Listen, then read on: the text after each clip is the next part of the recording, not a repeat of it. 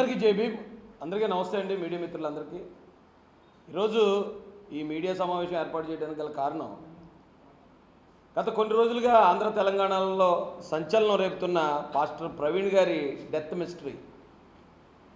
ఆయన రాజమండ్రి దగ్గర ఆయన చనిపోవడం జరిగింది. తద్వారా చాలామంది అది హత్య ఏమో అని చెప్పి ఆంధ్ర తెలంగాణలో ఉన్న క్రైస్తవులందరూ చాలా ఆందోళన చెందారు. వాళ్ళు ర్యాలీలు చేశారు, ప్రభుత్వానికి వినతులు అందించారు. అయితే ఈ సంఘటనని కొద్దిమంది కావాలని తప్పుదారి పట్టించడానికి ఇప్పటికి కూడా ప్రయత్నిస్తున్నారు. అలాంటి ప్రతి ఒక్కరికి కూడా తెలుగుదేశం పార్టీ అధికార ప్రతినిధిగా నేను తెలియజేసే విషయం ఒకటే. పోలీసు వారు కానీ ప్రభుత్వం కానీ ప్రతిరోజు మీకు చెప్తూనే ఉన్నారు, ఒకవేళ అది హత్య అని మీ దగ్గర ఏమైనా ఆధారాలు ఉంటే దయచేసి మీరు పట్టుకొచ్చి పోలీసులకు అందించండి, ఆ కోణంలో దర్యాప్తు చేస్తామని. పోలీసు వారు ఈ విషయం జరిగిన వెంటనే ప్రాథమికంగా ఇది రోడ్డు ప్రమాదంగా ఉందని వారు గుర్తించడం జరిగింది. గుర్తించినప్పుడు ఆ రాజమండ్రి గవర్నమెంట్ హాస్పిటల్కి నేను కూడా వెళ్ళాను అదే రోజు. ఆ రోజు నేను అక్కడ చూసిన తర్వాత పోలీసు వారి వివరాలు తీసుకున్నాక అక్కడ సిచ్యువేషన్ అంతా నేను పరిశీలించాక ఇది 90% యాక్సిడెంట్ లాగే కనిపిస్తుంది, ఎవరో ఆందోళన చెందొద్దని మేము అక్కడ మాట్లాడటం జరిగింది. మరుసటి రోజు పోలీసు వారు ఇచ్చిన ప్రాథమిక సమాచారం మేరకు గౌరవ మంత్రివర్యులు నారా లోకేష్ గారు కూడా ట్వీట్ చేశారు. అయితే దీని మీద చాలామంది అనుమానాలు వ్యక్తం చేస్తున్నారు. కాబట్టి పాస్టర్ ప్రవీణ్ పగడాల గారు గతంలో కొన్ని డిబేట్లు చేశారు, ఆయన కొంతమంది శత్రువులు ఉన్నారు. కాబట్టి ఇది హత్యేమో అనే కోణంలో పోలీసు వారు దర్యాప్తు కూడా ప్రారంభించారు. దీన్ని అదునుగా తీసుకుని పాస్టర్ ప్రవీణ్ గారి మృతదేహాన్ని, ఇంకా డైరెక్ట్గా చెప్పాలంటే ఆయన శవాన్ని రాజకీయానికి వాడుకుందాం, స్వలాభానికి వాడుకుందాం అని కొంతమంది ప్రయత్నించారు. దానిలో మొట్టమొదటి వ్యక్తి గౌరవ మాజీ ఎంపీ హర్ష్ కుమార్ గారు. రెండో వ్యక్తి ఇప్పుడు వైఎస్ఆర్సీపీ నాయకులైన జూపూడి ప్రభాకర్ గారు.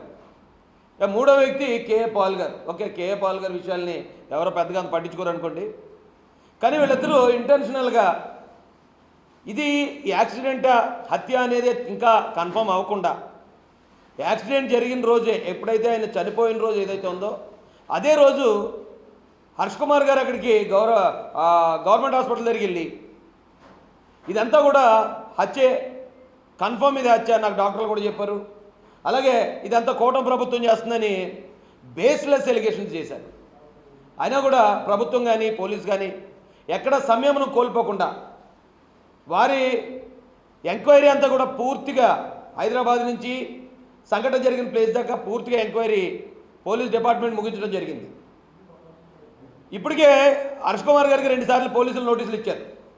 మీరు డైరెక్ట్గా అది హత్యాన్ని కన్ఫర్మ్ చేస్తున్నారు, మీరు పోస్ట్మార్టం చేసిన డాక్టర్లను బెదిరిస్తున్నారు, పోలీసు వారి మీద బేస్లెస్ ఎలిగేషన్ చేస్తున్నారు, ఇది గవర్నమెంటే చేసింది అంటున్నారు, తెలంగాణలో రీపోస్ట్మార్టం చేస్తాను అంటున్నారు. మీ దగ్గర ఆధారాలు ఉంటే వచ్చి పోలీసులకు ఇవ్వండి అని చెప్పినప్పుడు హర్ష్ కుమార్ గారికి కొవ్వూరు డిఎస్పీ దేవకుమార్ గారికి ఎంత దూరం ఉందండి? 10 కిలోమీటర్లు వెళ్ళి ఎందుకు మీరు ఆధారాలు ఇప్పటి వరకు సబ్మిట్ చేయలేదు? మీ దగ్గర ఆధారాలు లేనప్పుడు ఎందుకు ఆంధ్ర తెలంగాణలో ఉన్న క్రైస్తవ సమాజాన్ని మొత్తం తప్పుదారి పట్టించే విధంగా మీరు ఎందుకు మాట్లాడారు?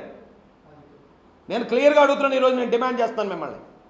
మీకు ఇది హత్య కాదు, ఇది ప్రమాదమే అని చెప్పి మీకు ఆ పోస్ట్మార్టం చేసిన రోజే తెలుసు. మీకు తెలుసు అంటాను, నా దగ్గర ఆధారాలు ఉన్నాయి.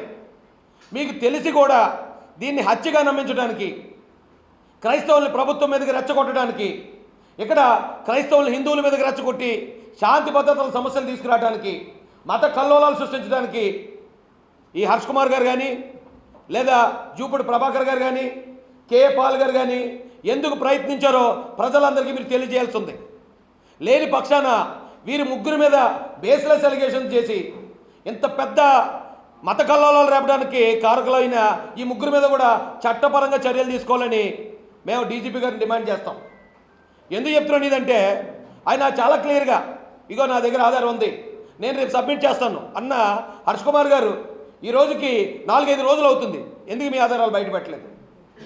మీరు ఎందుకు ఇప్పటి వరకు జనాలు రెచ్చగొట్టారు?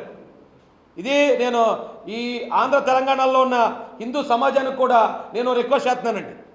ఈ విషయాన్ని హిందువుల మీదకి నెట్టేయాలనో ప్రభుత్వం మీద నెట్టేయాలనో ఇక్కడున్న ఏ క్రైస్తవులు కూడా ప్రయత్నించలేదు. దయచేసి వాళ్ళని మీరు అపార్థం చేసుకోకండి.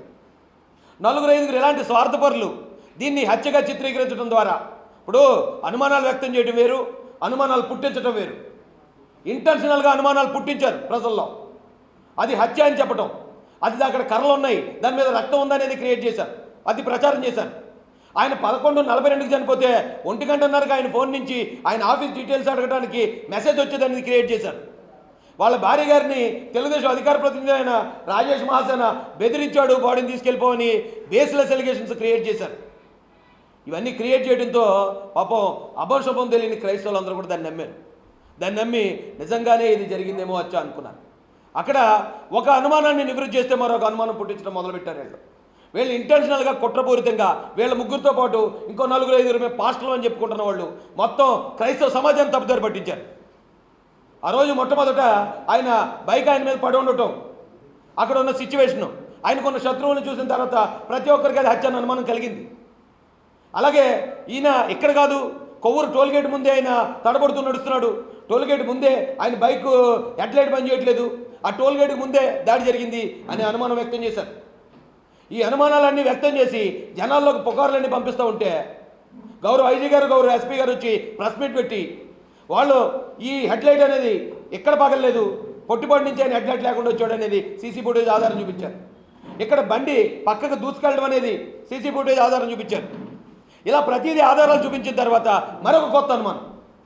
అయితే ఇక్కడ కాకపోతే విజయవాడలో చంపేశారు. విజయవాడలో 4 గంటలు ఎక్కడే ఆయన ఏమైపోయాడో తెలియదు కాబట్టి విజయవాడలో చంపేశాడు అని మరో పుకారు పుట్టించారు.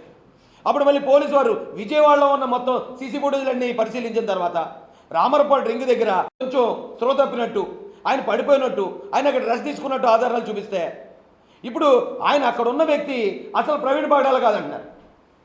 లేదు, అంతకుముందు హైదరాబాద్లో ఆయన బయలుదేరిన సీసీ ఫుటేజ్ బయటకు వస్తే అసలు అందులో ఉన్న వ్యక్తి అతను కాదు, అతను డూప్ వేసుకుని వస్తున్నాడు అంటున్నారు. ఈ పుకార్లకు అంతులేదండి. నిజంగా అది మర్డర్ అనే ఆలోచన అనుమానం ఉన్న వాళ్ళు ఎవరైనా సరే దానికి ఇదిగో పాలన ఆయన ఒంటి మీద ఏమైనా దెబ్బలు ఉన్నాయా, లేకపోతే ఆయన ఏమైనా కర్రలతో కొట్టారా, ఆయన ఏమైనా కత్తులతో పొడిచారా అనేది ఆధారాలు మనం చూసిన వెంటనే ప్రాథమిక దర్యాప్తు, ప్రాథమిక పోస్ట్మార్టం రిపోర్టు ఐజీ గారు ఆయన ప్రవేశపెట్టారు. ఒంటి మీద ఎటువంటి కర్రలతో కొట్టిన గాయాలు కానీ కత్తులతో పొడిచిన గాయాలు కానీ ఏమీ లేవు. కేవలం జారుడు గాయాలు, కొట్టుకుపోయిన గాయాలు మాత్రం ఉన్నాయి. ఈ భుజం మీద గాయాలు ఉన్నాయి. తొడకాలు కొట్టుకుపోయింది. తొడకాల పైన ఏదైతే ఒక చోట కాలిన గాయం, అది ఒకవేళ సైలెన్సర్ వల్ల జరిగిందా, దేనివల్ల జరిగిందా మేము ఎంక్వైరీ చేస్తున్నాం. ఎటువంటి అనుమానాస్పద గాయాలు లేవని చెప్పిన తర్వాత ఆ పోస్ట్ మార్టానికి నాట్ ఓన్లీ పోలీస్ అండి, టీమ్ ఆఫ్ డాక్టర్స్ ఉన్నారు. క్రైస్తవుల తరపున 5 పెద్దలు ఉన్నారు, 2 సాక్షులు ఉన్నారు. క్రైస్తవుల తరపున ఒక డాక్టర్ గారు ఉన్నారు ఆ ఇంక్వెస్ట్లో కానీ పోస్ట్ మార్టంలో కానీ. వాళ్ళు ఇప్పటివరకు ఎందుకు వచ్చి బయటకు వచ్చి హత్యని ఎందుకు మాట్లాడట్లేదో కనీసం ఈ హర్ష్ కుమార్ గారు, కే పౌల్ గారు, జూపుడి ప్రభాకర్ గారు గ్రహించాలని చెప్తున్నాను నేను. ఆ ఫ్యామిలీ మెంబర్స్ ఎవరో కూడా ఇప్పటిదాకా బయటకు వచ్చి ఆ సీసీ ఫుటేజ్లో ఉన్నది ప్రవీణ్ పగడాల గారు కాదు, లేదా అక్కడ ఆయన హత్య చేశారు అని అనుమానం ఇప్పటివరకు ఎందుకు వ్యక్తం చేయలేదో దయచేసి ఈ అనుమానాలు పుకార్లు పుట్టిస్తున్న వాళ్ళు గ్రహించాలని చెప్తున్నానండి. ప్రభుత్వాన్ని ఇంటెన్షనల్గా బ్యాడ్ చేయాలని, ప్రభుత్వం మీద, చంద్రబాబు నాయుడు గారి మీద వీళ్ళకున్న పాత అక్కసు తీర్చుకోవాలని, మత కలహాలు రేపడానికి కూడా ప్రయత్నం చేసిన ఇలాంటి దుర్మార్గుల్ని ఖచ్చితంగా చట్టపరంగా శిక్షించాలి. ఆల్రెడీ రాజమండ్రిలో ఇలాంటి పుకార్లు రేపుతున్న ఒక వ్యక్తిని అరెస్ట్ చేయడం, రిమాండ్కి పంపడం కూడా జరిగింది. ఏది చెప్తే అదే. ఇక్కడ ప్రవీణ్ పగడాల గారిని చూపిస్తే మాస్క్లో ఉన్నాడు ఆయన కదంటారు. ఒకవేళ డైరెక్ట్గా ప్రవీణ్ పగడాల గారి పేరు చూపించినా కూడా లేదు, ఎవరో ప్రవీణ్ పగడాల గారిలా మాస్క్ వేసుకున్నారని పుకార్లు పుట్టించి ఇప్పటికి ఇంకా కూడా క్రైస్తవ సమాజాన్ని తప్పుదోవ పట్టించే పరిస్థితులు ఉన్నాయి. దయచేసి వీళ్ళందరూ కూడా మేము ఒకటే హెచ్చరిస్తున్నాం, మీ దగ్గర నిజంగా ఆధారం ఉంటే మీరు ఇప్పటికే పోలీసులకు వచ్చి చూపించుండేవారు. ఆధారాలు లేకుండా అక్కడ చంపేశారు, ఇక్కడ చంపేశారు, అలా కాదు ఇలా కాదని రకరకాల పుకార్లు పుట్టించి మీరు మత కలహాలు రేపడానికి మీరు చేసిన ప్రయత్నం ఈరోజు ఆంధ్ర తెలంగాణలో ఉన్న క్రైస్తవ, ముస్లిము, హిందూ సమాజం మిమ్మల్ని నమ్మలేదు కాబట్టి ఈరోజు ఇంత ప్రశాంతంగా ఉంది. ఈ ఆంధ్రప్రదేశ్లో ఎప్పుడు కూడా ఈ రకమైన మత కలహాలు ఎప్పుడూ లేవు. అందరూ అన్ని కులాల వాళ్ళు, అన్ని మతాల వాళ్ళు ఇక్కడ అభివృద్ధిని కాంక్షింటారు తప్ప ఒక మతాన్ని చంపేయాలి, ఈ మతమే బతకాలనే వాళ్ళు ఎవ్వరు కూడా ఇక్కడ లేరు. కానీ ఇంత పెద్ద కుట్ర చేశారు. ఈ కుట్ర ఈ రోజున ఆంధ్రప్రదేశ్ పోలీసు సమర్థవంతంగా వాళ్ళ ఎంక్వైరీలో ప్రతి ఒక్కదానికి ఆధారం తీసుకొచ్చి ప్రతి ఒక్కదానికి ఎవిడెన్స్ చూపిస్తూ వాళ్ళు ఈ రోజున ప్రజలకి చేసిన మేల్ని ఎప్పటికీ మర్చిపోలేమండి. అన్ని కులాల తరపున, అన్ని మతాల తరపున ఈ